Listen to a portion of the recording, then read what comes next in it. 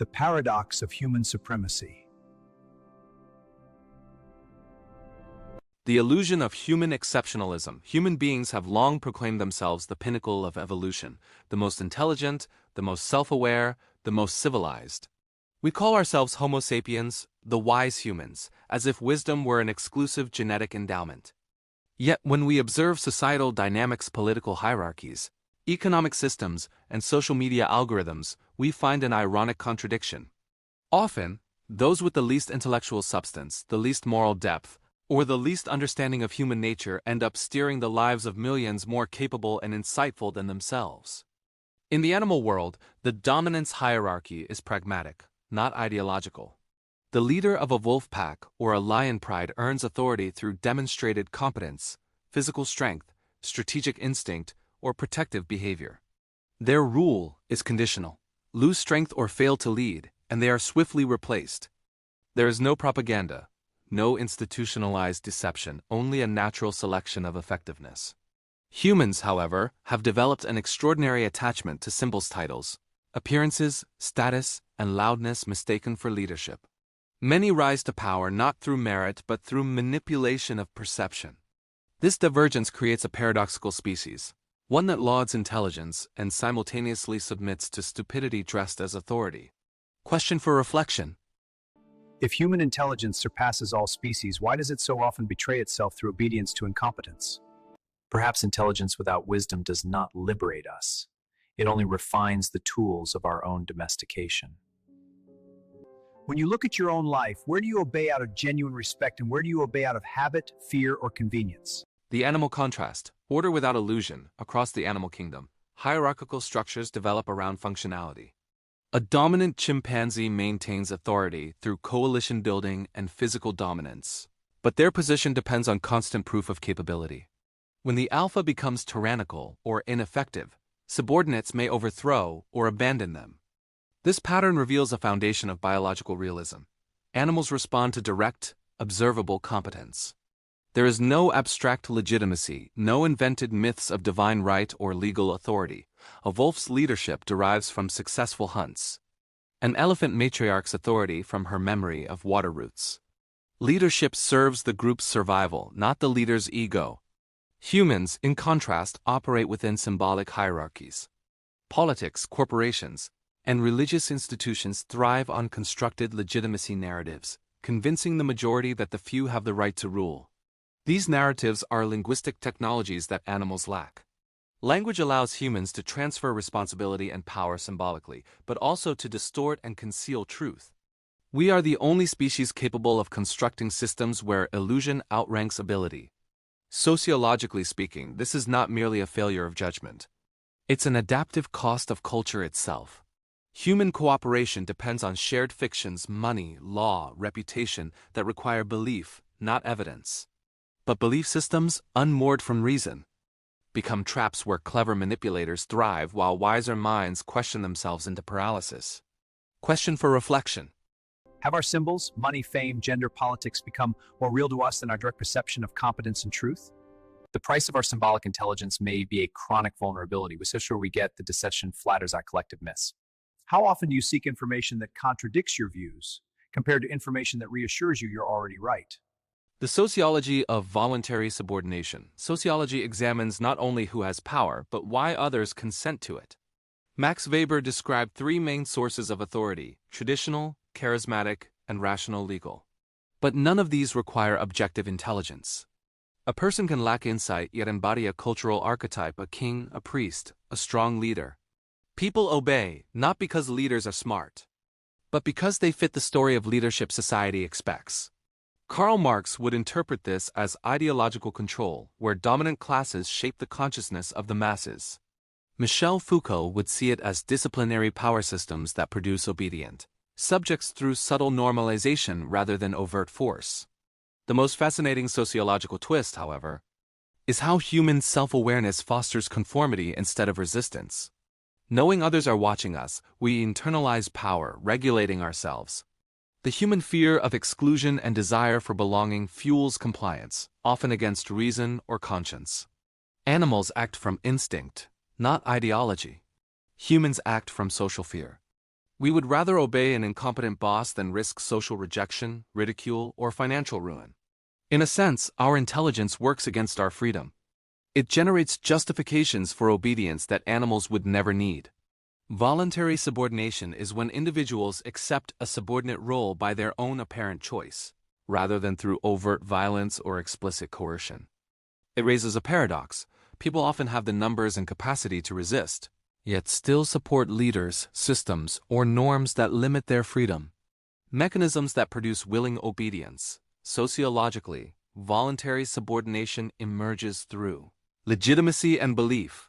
People internalize that certain authorities ought to be obeyed because of tradition, charisma, or rules. Normalization and discipline. Institutions, schools, workplaces, prisons, hospitals train people to regulate themselves, making obedience feel natural and even desirable.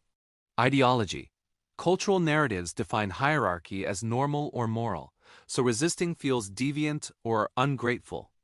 Misrecognized coercion, subtle constraints, economic dependence, social stigma make subordination appear voluntary, even when options are structurally limited. Question for reflection. How much of your daily obedience stems from respect, and how much from fear of exclusion or social disapproval? The most effective form of control requires no chains. It only requires the controlled to believe the chains are ethical. The psychological machinery of self-deception, humans evolved to be social learners. Psychologists call this social proof. We trust what many others believe. This once helped ancestors identify safe foods or dangerous predators. Today, it allows mass compliance with irrational systems. The Dunning-Kruger effect compounds this. The less competent often overestimate themselves, while the more intelligent doubt their worth. This inversion of confidence ensures that loud mediocrity often rules silent brilliance. Political demagogues, corporate elites, and fake experts exploit cognitive biases, status quo bias, authority bias, in-group favoritism to engineer obedience. Propaganda and advertising use emotional scripts, bypassing logic. An intelligent mind might see through it. Yet exhaustion, repetition, and social pressure make resistance costly. In animal groups, communication is limited to actionable signals, alarm calls, dominance gestures, mating displays. Deception exists but serves immediate survival-driven aims. Humans weaponize symbolism, building whole institutions of controlled narratives. Our frontal cortex engine of reasoning is also the stage for our most sophisticated self-deceptions. Why do we do it? Research suggests people deceive themselves more under stress, threat, or high stakes, because self-deception can reduce cognitive and emotional load. We may prefer a comforting illusion over a painful truth when we fear judgment, want to please or impress others, or want to protect a valued identity. Social and political implications. Self-deception is not just private. It has interpersonal and collective dimensions. By sincerely believing our own distortions, we become more convincing to others, which can stabilize unequal or irrational systems and make propaganda and bad leadership more effective. Can we resist it? Scholars and practitioners emphasize habits like seeking disconfirming evidence, tolerating discomfort, and reflecting on our motives as partial antidotes. But because many mechanisms are unconscious and tied to identity, self-deception can be reduced, not fully eliminated.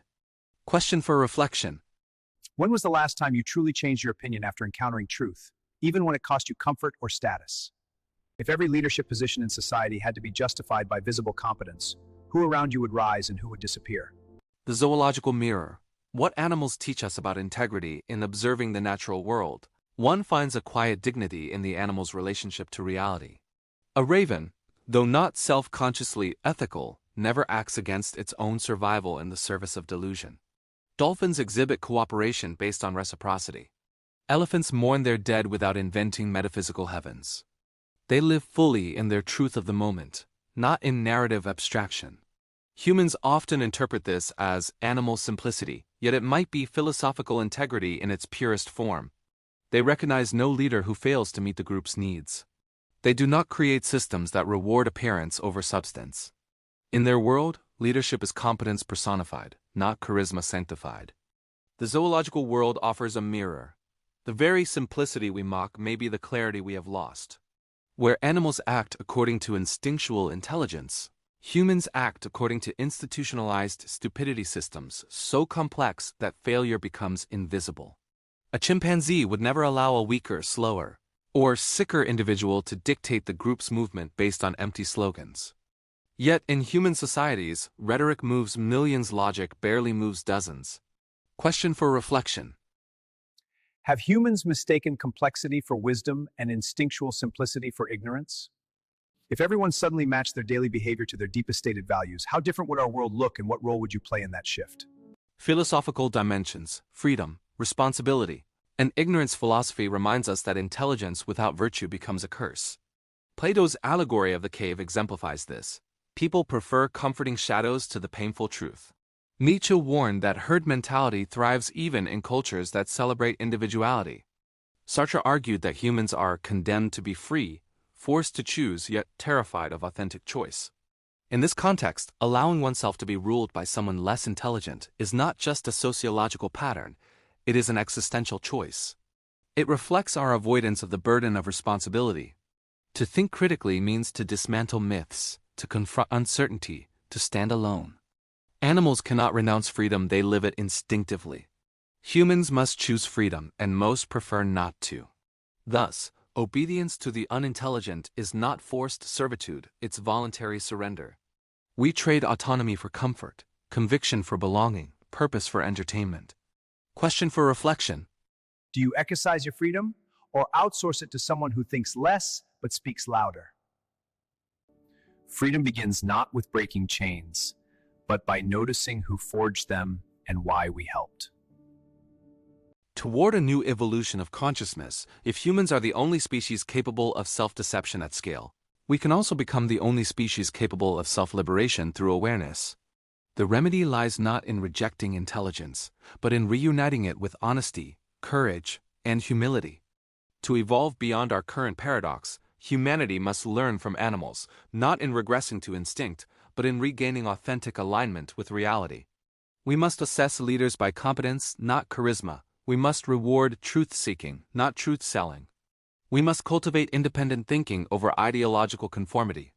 This evolution is not biological. It is ethical and cognitive. It begins with each mind re-evaluating its allegiance to convenience over truth. In an age where algorithms recommend our thoughts and politicians commodify our fears, awareness itself becomes rebellion. The call for action, then, is simple yet immense. Reclaim ownership of your perception. Observe power through the lens of zoological realism and philosophical integrity. Refuse to participate in stupidity disguised as leadership. Recognize manipulation not as destiny but as design and choose consciousness instead. Question for reflection. What would a society look like if intelligence were measured not by information, but by integrity? Perhaps the next stage of human evolution is not technological superiority, but moral lucidity. The courage to think freely in a world that punishes thinking. The final reflection, to be human, again, the true gift of humanity may not be intelligence but self-awareness of our failures.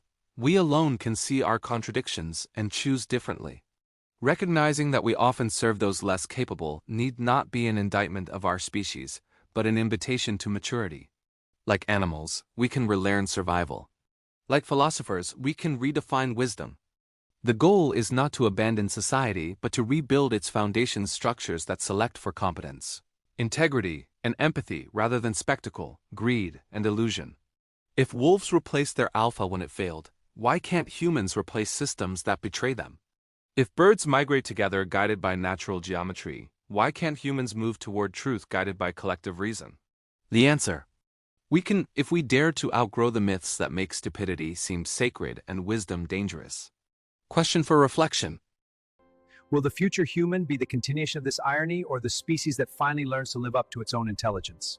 Think, question, and act, not because you're told to, but because the only moral response left for a species intelligent enough to deceive itself. Think of one person you follow or listen to often. Do you follow them because they are truly competent or because they confirm what you want to hear?